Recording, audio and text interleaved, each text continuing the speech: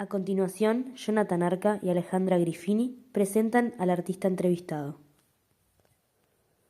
Bienvenidos a Santa Lucía, Pueblo de Artistas. Estamos aquí en la Quinta Capurro, en este lugar tan importante para nuestra cultura e historia local. Alejandra, ¿cómo estás? ¿Cómo estás, Jonathan? Bueno, hoy vamos a entrevistar a Jorge Gallero.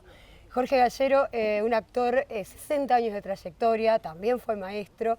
Incluso tenemos, te cuento, un referente en común, alguien a quien yo admiro mucho, es referente de él, que es Delphi Galviati. Es una entrevista maravillosa, vamos a verla. Lo primero que te quiero preguntar, naciste en Santa Lucía, ¿verdad? No, nací en Montevideo. Naciste en Montevideo. Viví hasta los 6 años en Montevideo. ¿En qué fecha naciste? 17 de marzo de 1944. Decime, ¿cuál es tu actividad artística? Bueno, mi actividad artística, más allá de que el maestro también es un artista en la escuela, con sus alumnos, hago teatro. Esa es mi actividad artística. ¿Cuánto hace que haces teatro? Bueno, yo descubrí que me gustaba el teatro cuando tenía 9 años, más o menos, 8, 9 años. Por supuesto que no empecé a esa edad, yo empecé con el teatro como a los 20. Y en marzo cumplo 80. O sea que hace como 60 años. Toda la vida. Toda la vida, toda la vida. ¿Tu mamá y tu papá qué se dedicaban? Mi mamá era ama de casa y mi papá trabajaba en una empresa. O sea que la vocación artística vino... Ahora te cuento por qué Muy bien. vino, ahora te cuento por qué vino. Yo tuve una tía abuela que era actriz de teatro y actriz de radioteatro. En mi casa todos los días se prendía la radio para escuchar porque ella trabajaba en una compañía bueno, ahora no me viene el nombre, ya después me va a venir. Son los problemas de casi 80. Ella trabajaba en una compañía de teatro, Julio Alacio era el actor y Blanca Burgueño, ¿viste? Blanca Burgueño era la actriz y ella era la actriz que en aquella época se llamaba de característica. O sea, componía los personajes, no era la damita joven, era ya más grande. Bueno, ahí, así, con sus radioteatros, hacían giras, ¿tá?, por todo el interior del país. Y por lo tanto venían a Santa Lucía. Cada vez que ella venía cada vez que venía a Santa Lucía, por supuesto que en mi casa iban todos al teatro, que era el Cine Teatro Palace de acá, que ya no existe. Bueno, tampoco existe el otro, que era el 18 de julio. Pero ese no era teatro. Bueno, entonces, cuando yo tenía más o menos 8 o 9 años, por supuesto, fuimos allí. Y ella salió y me dio la mano y me dijo, vamos conmigo que te voy a mostrar el camarín y todas esas cosas. Entonces yo entré como a un mundo mágico. Me llevó al camarín donde se estaban cambiando todos, que eran como 7, 8, 9, yo qué sé cuántos eran. Entonces ahí yo empecé a descubrir en ellos la transformación que iban haciendo de su cara, de su cuerpo, de su vestuario, de su todo, para encarnar el personaje que les tocaba. Y yo dije, qué fantástico esto, ¿no? Yo era un niño, pero quedé fascinado con eso. Y después quedé fascinado también porque después mi tía abuela, me dijo, bueno, ahora vas con tus padres y vas a ver la obra. Después nos encontramos para charlar.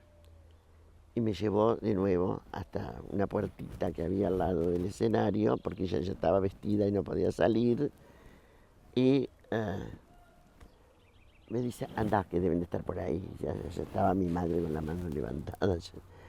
Y bueno, y entonces vi la obra. Y yo dije, pero esto es fantástico. Yo quiero estar ahí, no acá. Yo quiero estar arriba del escenario.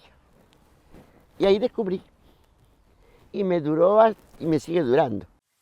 Contanos cómo ha sido tu formación formal y no formal. Sí, estudié el arte dramático con Carlos Aguilera. No sé si tú lo ubicás, lo conoces. Ah. Con Carlos éramos muy amigos desde antes que él se dedicara a hacer teatro. Después, bueno, empezó a estudiar él y está. Digo, después nos conocimos, ya no éramos amigos, pero digo, nos conocimos desde el punto de vista artístico. Y él, yo lo llamé por teléfono y él empezó a venir a Santa Lucía a trabajar con los compañeros. Yo había formado un grupo de teatro y él venía a trabajar una vez por semana. Y después de eso, yo me fui para Montevideo a su escuela de teatro y ahí hice digamos, más que un taller, era una escuela de arte dramático. ¿Quiénes son tus referentes?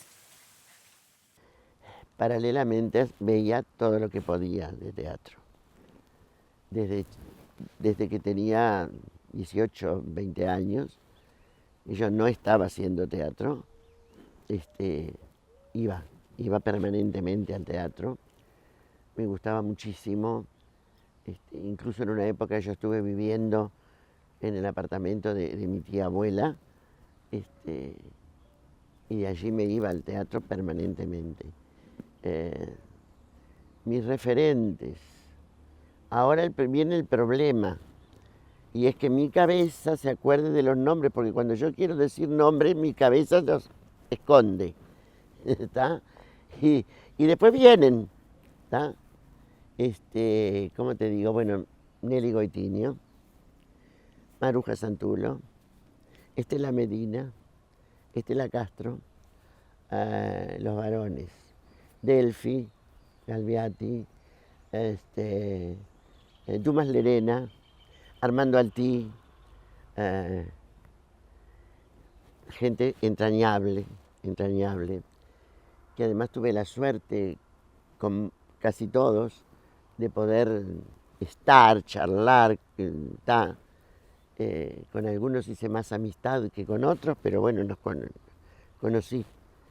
Me falta mucha gente todavía para nombrarte, pero bueno, creo que con eso ya está bastante bien. ¿En qué se une el magisterio y la actuación teatral? Mira, yo siempre les decía a mis compañeras de trabajo en la escuela que ellas eran actrices, ¿verdad? Porque se enfrentaban todos los días a el público más exigente que pueda existir bajo el sol, que son los niños, porque los niños no tienen filtro, los niños no tienen vergüenza de decirte esto es una porquería, ¿está? Entonces, con distintas palabras, pero bueno. La tarea del maestro es conquistar, seducir a sus alumnos para que estén realmente encantados con lo que les estamos dando y con lo que les estamos diciendo. Entonces hay que buscar permanentemente herramientas, y las encontrás en el teatro, para atraer. Eso es lo que une una cosa con la otra. ¿Cuáles son las obras que has hecho? Bueno, mira, te podrás imaginar que en tantos años tengo muchas obras y muchos compañeros. Por ejemplo, con la Escuela de Arte Dramático trabajábamos en el Anglo, en el Teatro del Anglo. Y el Teatro del Anglo tenía una confitería aparte del teatro, tenía una confitería dentro del mismo edificio, que atendían dos señoras muy aseñoradas que preparaban los postres y las tortas, y la gente iba a tomar el té allí. ¿Tá? Las señoras muy aseñoradas también, como las dueñas, iban a tomar el té. Y Aguilera dice un día, mira, vamos a hacer algo ahí en ese salón. Vamos a pedir permiso y vamos a hacer algo. Entonces, simultáneamente había traído una obra que se llama Gris de ausencia, que la habíamos visto unos 15 días antes, ¿se acuerdan del movimiento aquel de teatro abierto argentino? Bueno, es una obra de Roberto Cosa, corta, que se estrenó en ese evento que fue el teatro abierto argentino. Y la habían traído a Montevideo y la vimos, como alumnos de Aguilera la vimos. Y él trae Gris de ausencia. Y yo estaba enamorado de Gris de ausencia. Y esa es otra de las cosas que uno tiene que entender. Que si es posible y es mucho mejor enamorarse del texto que estás haciendo. Si no lo lográs, bueno, está, el resultado no va a ser el mismo, por lo menos internamente. Ahora, si estás enamorado, es maravilloso. Dentro de todos los personajes de esa obra, había uno que a mí me fascinaba. Pero viste que como siempre pasa, el personaje que más te fascina no es el que te van a dar. Los compañeros de la Comedia Nacional siempre dicen lo mismo, pero bueno, está. Pero aquí no pasó. Me dice, Jorge, vos vas a ser el abuelo. ¿Sería porque era ya viejo? No era por eso. No era por eso. El abuelo era un italiano. ¿No conocés Gris de ausencia, no? La obra. Era un italiano que se había ido a Buenos Aires, porque se habían venido tantos italianos para el Río de la Plata, por el problema de la guerra y del problema del hambre y de la miseria y de todo eso. Bueno, este viejo se había venido a la Argentina. Y pasaron los años y él siempre soñando con volver, hasta que su cabeza ya no sabía si estaba en Buenos Aires o si estaba en Roma, en fin. Entonces mezclaba las cosas. Era un personaje entrañable. Tocaba el acordeón a piano y cantaba muy mal ese tango que se llama Gris de ausencia. Es un tango. Ese personaje me tocó a mí y me marcó fantásticamente bien. Tuve que hacer muchas cosas para hacer ese personaje, porque tuve, por ejemplo, aprender a tocar, entre comillas, el tango Gris de ausencia en un acordeón a piano. Yo tenía estudios de piano, pero no de acordeón a piano, que es muy diferente. Y en vivo, en el escenario, no le erres a la tecla, teclado de acá y teclado de acá, en fin, fue muy lindo, fue un proceso precioso, y lo hicimos en esa sala, en esa confitería, y pedimos permiso para un fin de semana, 3 funciones, viernes, sábado y domingo. Y fue tanto el éxito de eso que estuvimos 3 meses haciendo viernes, sábado y domingo esa obra en ese lugar. Maravilla. Después hubieron otras obras, ya no con la escuela de Aguilera, ya aparte, pero digo con mis grupos de teatro. ¿Qué se necesita para actuar?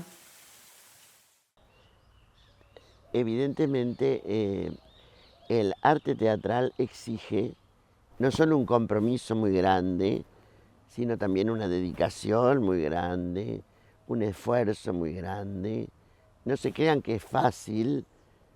Una vez les decía a unos estudiantes de acá del liceo que me llevaron para hacer una charla, hay que estudiar. Y ellos me miraban medio raro, me decían, no sé, hay que estudiar, no, hay que estudiar mucho, ¿tá? Porque si vos te enfrentás con un personaje, vos tenés que saber de dónde viene, qué hace, cómo fue su infancia, y si no la sabés por las biografías, la tenés que inventar, pero la tenés que tener, ¿tá? Entonces, la época en que se desarrolla la obra, hay que estudiarla, hay que estudiar hasta cómo se peinaban, todo, cómo caminaban, cuáles eran las costumbres del momento, todo eso hay que estudiarlo. Entonces de a poco uno va entrando en eso, cuando te pones a estudiar eso. Tu pregunta apuntaba a decir, me dijiste de cuando uno está enamorado del personaje. Cuando uno está enamorado del personaje, todo es más fácil, ¿tá?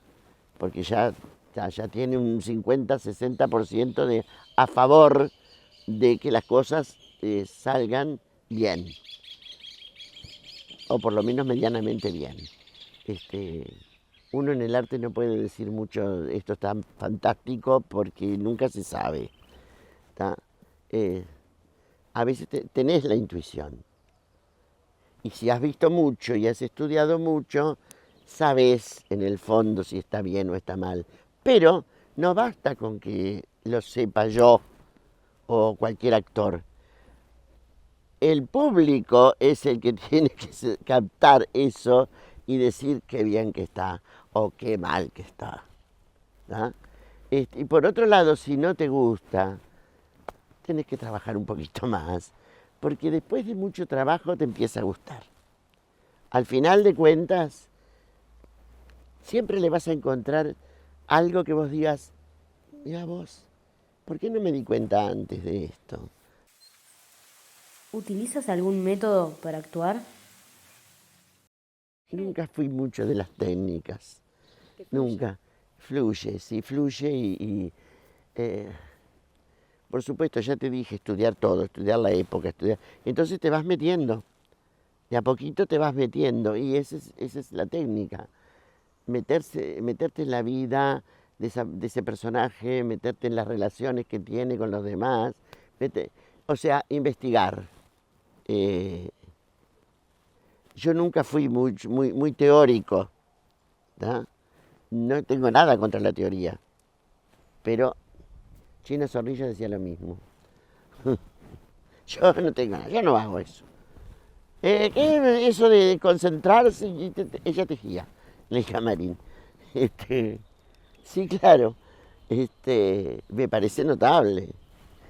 Claro, eso lo puede ser alguien que es talentoso. Yo no soy talentoso, yo soy trabajo. Pero bueno, alguna cosita igual siempre pasa.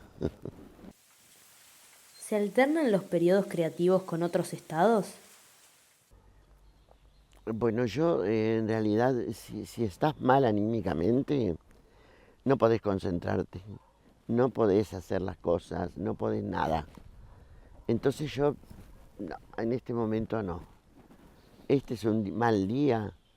Yo en general no tengo malos días.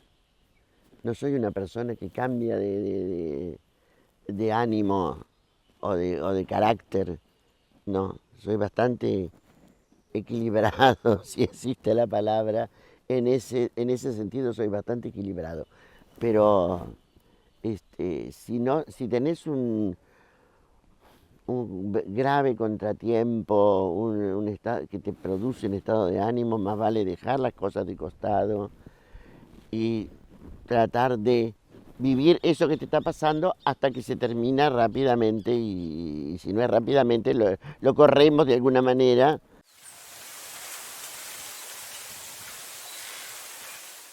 yo me entusiasmo con las cosas. Entonces, como tengo entusiasmo por las cosas,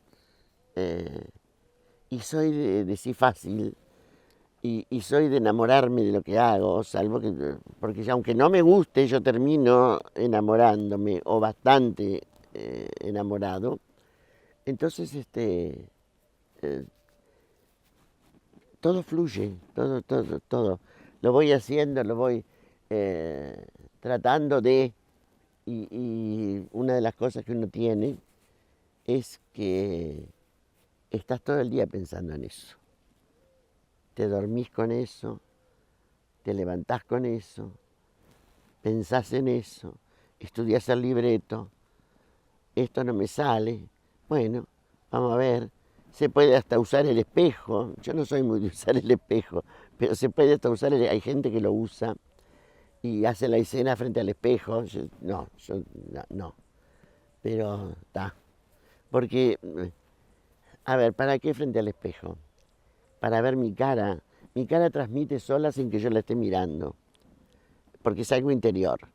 Claro, si no hay interior, ahí la cosa cambia, porque el texto y lo que dice la obra tiene que pasar por tus entrañas para que se transforme en verdad, porque si no es verdad nadie lo cree. Si yo me lo creo que es verdad y lo transmito, porque estoy convencido de que es verdad, el que está mirando va a entender que es verdad y le va a pasar lo mismo. Ahí vamos. En mi trayectoria artística, por decirlo de alguna manera, siempre tratamos con mi grupo de seleccionar qué obra vamos a hacer, porque no es cuestión de hacer cualquier cosa. Es cuestión de hacer obras que te hagan pensar. Que la gente, sí, si tiene que llorar, que llore, y si tiene que reírse, se ría, pero que se vaya con algo, que se vaya pensando en algo. Esa es la militancia más importante que creo que debe tener el teatro, ¿tá? Hacer pensar a la gente. Bueno, nos despedimos, esperemos que hayan disfrutado de esta nueva entrega de Santa Lucía, Pueblo de Artistas. Jonathan, ha sido un gusto. Fue un placer y nosotros nos reencontramos en una próxima edición de Santa Lucía, Pueblo de Artistas.